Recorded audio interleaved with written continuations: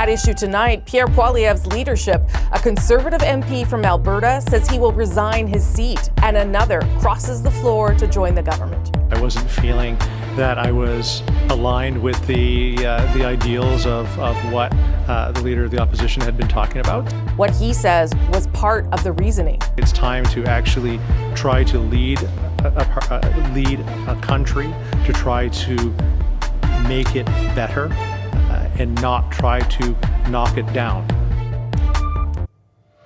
So what does this latest resignation mean for Pierre Poilievre's leadership? Does the leader still have a handle on his own caucus? I'm Rosemary Barton, here to break it down tonight. Chantal Hebert, Coyne and Althia Raj. So we have the floor crossing by Chris d'Entremont that happened on Tuesday when we last spoke, joining the government.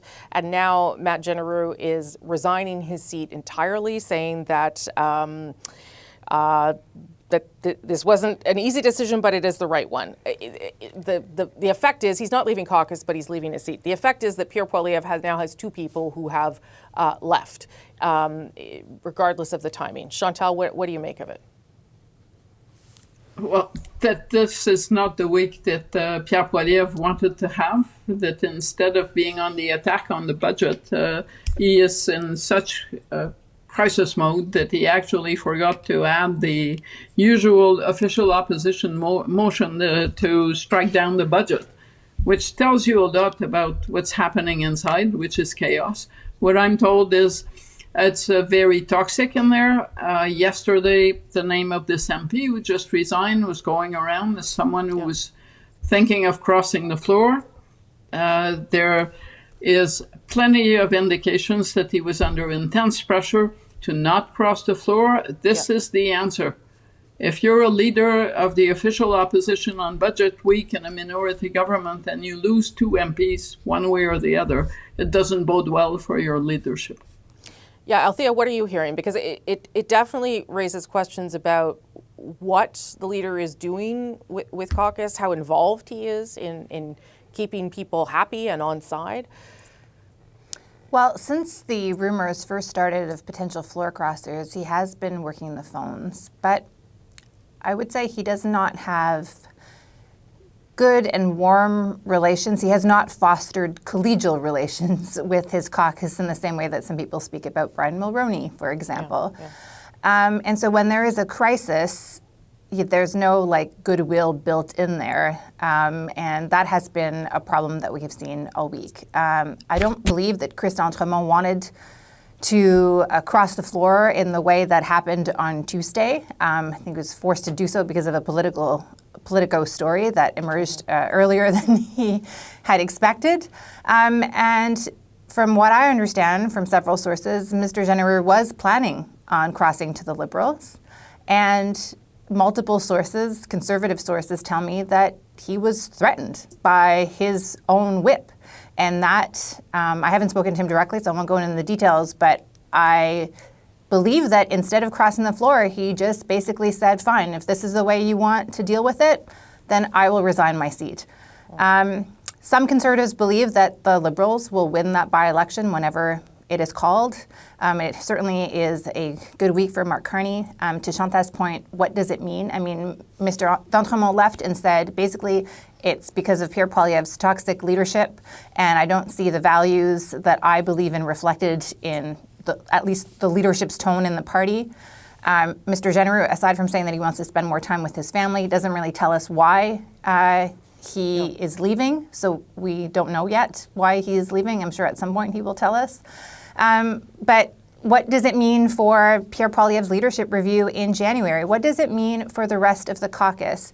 If the stories emerging about the pressure that you're under by the leadership team, how does that build and foster a team approach? You now have very aggressive tone. You're leading through fear. And it's hard to lead through fear when you're, frankly, the leader of the official opposition, you know? There aren't that many carrots, but how do you sustain this? And there's a lot of unhappy people, and I've got to say, dispirited-looking faces in that caucus. Andrew? I'll leave my colleagues to handle the inside dope. I'll just say I'm more struck by the public reactions, which I think are symptomatic of what's going wrong here. the reaction to Chris D'Entremont moving over was, who needs him? He's a red Tory. We don't need that kind in our party. That is all too symptomatic of the attitudes of the people around Pierre Poilievre, that there's a very narrow construction of what's an acceptable conservative. I'm somebody who's always thought the conservatives need to establish more distance between themselves and the liberals and take a more concrete and substantively conservative stance. But I also think any party that has any chance of winning has to be a big tent. And if you're focused on who you can exclude from the tent rather than you can bring into it, you're going to lead yourself to a lot of trouble. Look at the frosty relations he has with the governments of conservative governments in Ontario and Nova Scotia, because there's personalities involved as well and ambitions, but also ideological differences. Look at some of the bizarre candidate choices where they froze out Mike DeJong in BC from running. They need to have a much more broad outlook. But I think also the thing, when you look at Pierre Poilievre's comportment, he seems to be reacting as if he was still 25 points ahead in the polls, and as if the Reform Act provisions had not been adopted by his caucus, where he can be removed if they so choose. So, we can talk about the January review of the party at large, but is he going to make it to the January review? Yeah, I think the problem is they want to be talking about the budget, and they say to media, "Why aren't you talking about the budget?" We will talk about the budget in the next block, but if you yourself can't keep the party talking about the budget, I'm not sure what I'm supposed to be doing. I have to respond to what's unfolding, and it is a certain amount of distress and drama in that caucus right now, Chantal. But if you really want to talk about the budget, your leader doesn't forget to bring in the usual official opposition amendment about refusing to endorse the budget, which is exactly what happened yesterday. And I'm with Andrew on this. The more you exclude people, the less likely that you should be the leader leading that caucus in the next election. And I believe that over the past 3 weeks, we've seen bad week over comments on the RCMP and Justin Trudeau, and then bad week, which basically sends the message to Conservatives that no, Pierre Poilievre is not good at pivoting, and he is what he is. If that's what you want to lead you in the next election, he's only 20 points behind Mark Carney as best prime minister. So, what do you think he's going to do, Althia? What will they do to try and stop the bleeding for now?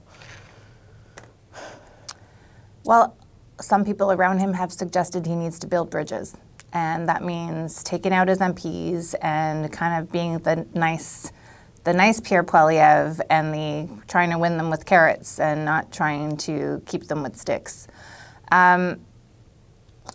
I think the bigger problem, frankly, is the one that Andrew has identified. The first response to Chris D'Entremont leaving were MPs saying that he was an idiot, that that the party was better off without him, and that there was some party emissaries went on TV and suggested that there is no room for red Tories in that party anymore.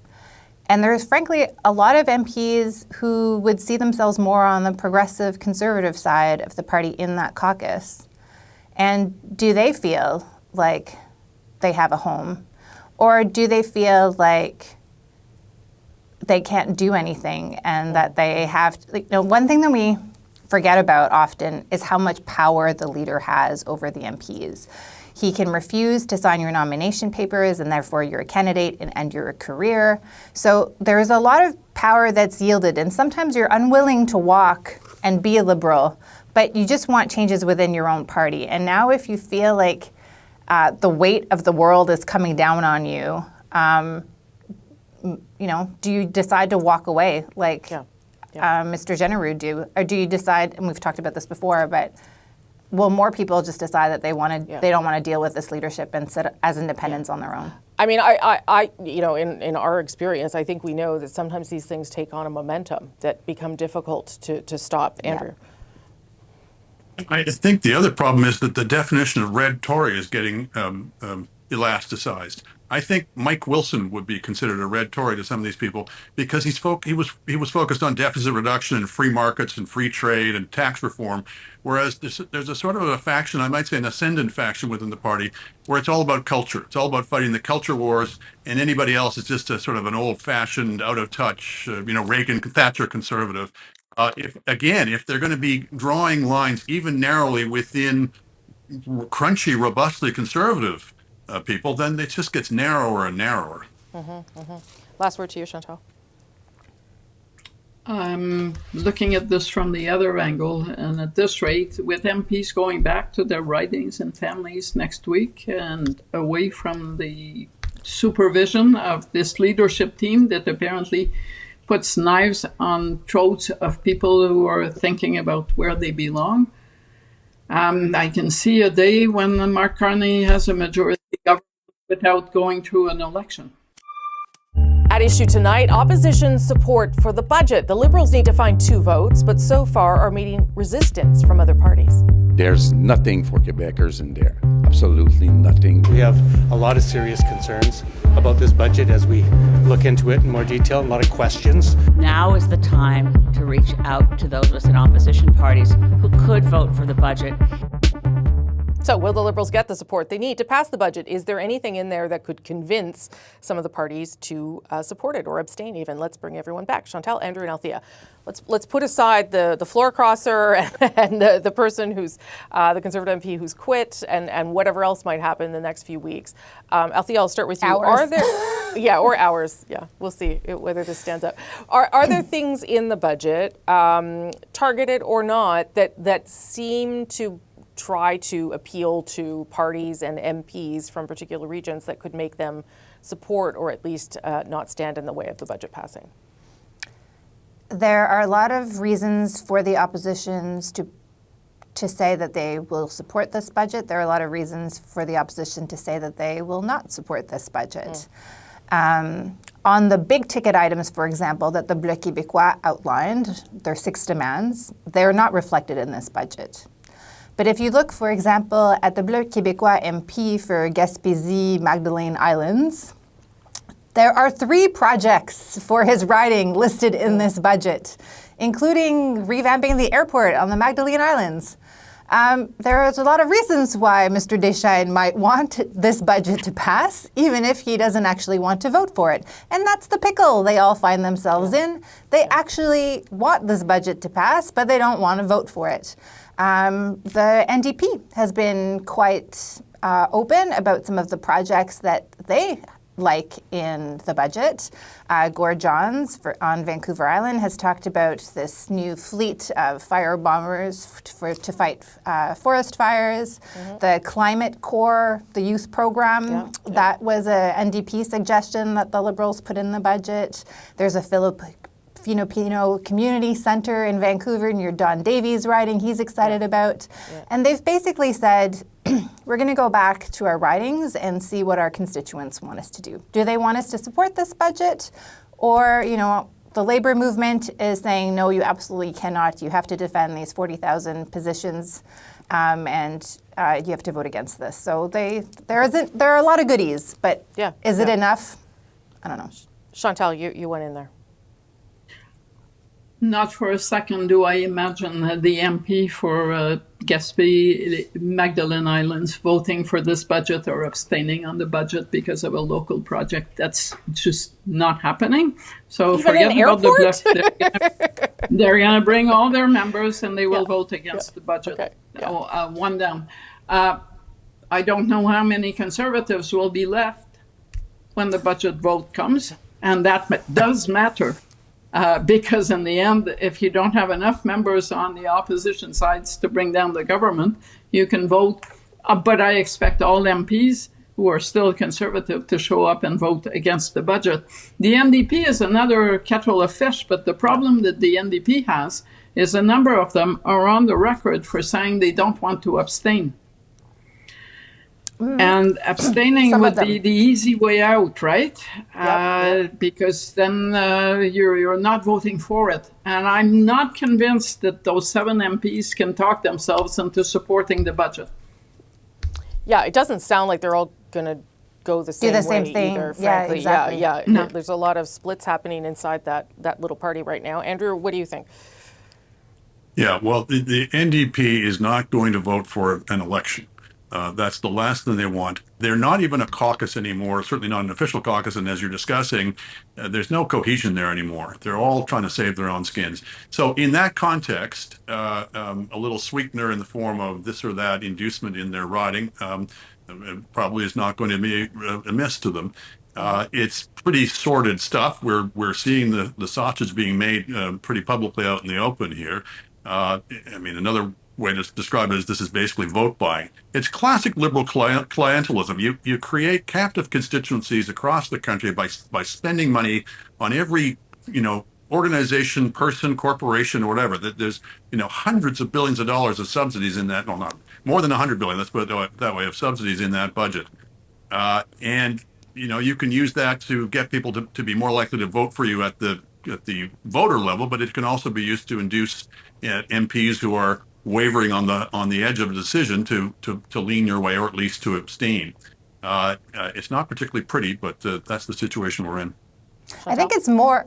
Yep, sorry. Althia, and then Chantal quickly, though. I think it's more about actually, if there is an election, to wave and say, you see this MP for Gaspé, he voted against all these great projects. I think it's actually more about that. And when you look at the list of projects, it's a pretty interesting list. I will say, because we haven't mentioned her, Elizabeth May is actually still in active negotiations because she wants to see the budget amendment to reduce this fossil fuel subsidy for the LNG sector. Yeah. And so she didn't have anything in there, but she is one of the few who's actually trying to amend the thing. Yeah, 30 seconds, Chantal. So we're having this conversation based on the notion that the Liberals absolutely want to survive. Like a Paul Martin situation, they would actually want to rewrite the budget for Elizabeth May. I'm not convinced.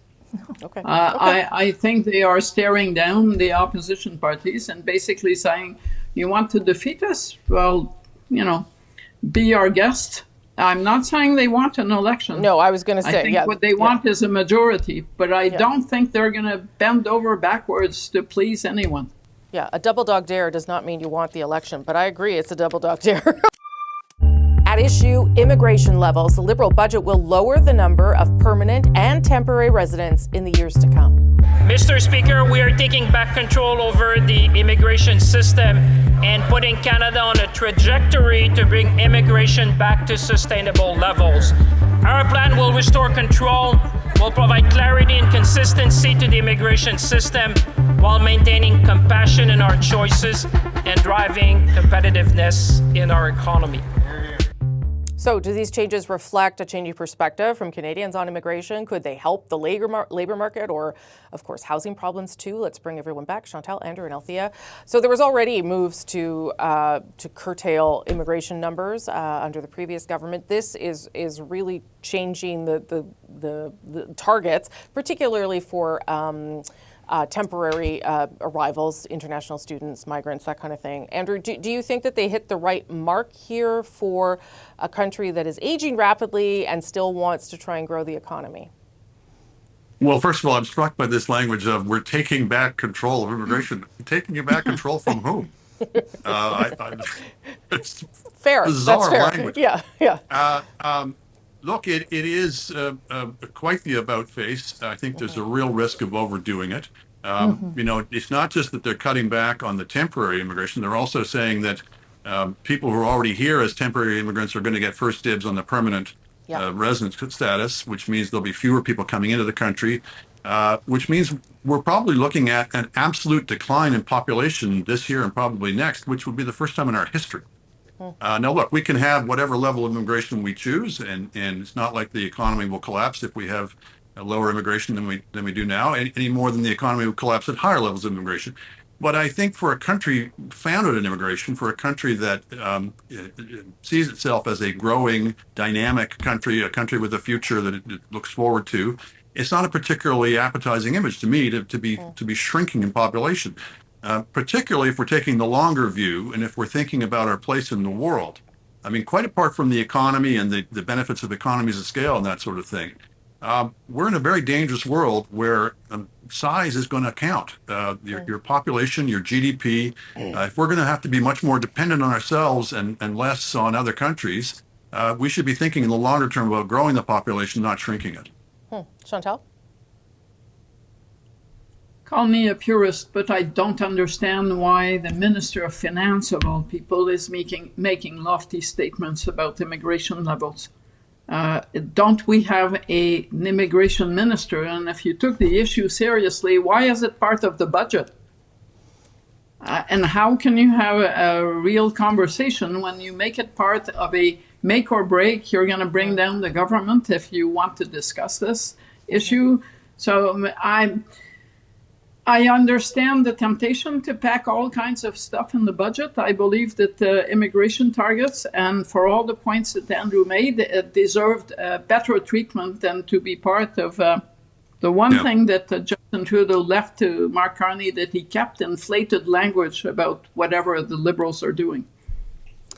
I mean, I understood it as though they were trying to link immigration to the economy and affordability questions. Can we have a real conversation about immigration policy? Totally agree. Yeah, totally agree. Althia? I don't know that the current minister is capable of engaging Canadians in a discussion about immigration at this point. So I think that's possibly one of the comms reason why you'd want to put it in the budget. In the same way, although for different reasons, you probably don't want to have a complete discussion on the new environment climate policy that is in this budget, because you probably don't want to draw attention to the fact that you're doing a lot less than you promised that you would do, and that is also aggravating some members of your caucus. But that being said, I think what this budget shows us is that the Conservatives have won the PR war on immigration. When you are now hearing Liberals talk about GDP per capita, that is a recognition that all the arguments that the Conservatives put forward over the last 2 years have resonated with voters. And the Liberals are polling a lot, and they are seeing that people are very upset with immigration, and it is something that they failed to see in the lead up to the last election, and it probably cost them a few seats. So yes, I think to Andrew's point, they are overcorrecting, and it's going to lead to other problems down the line. Like the universities are going to come out kicking and screaming and saying that they have to make a whole bunch of cuts because now there's no one to fund all these programs. But how long is this? You know, is this a temporary reprieve or is this a real policy shift?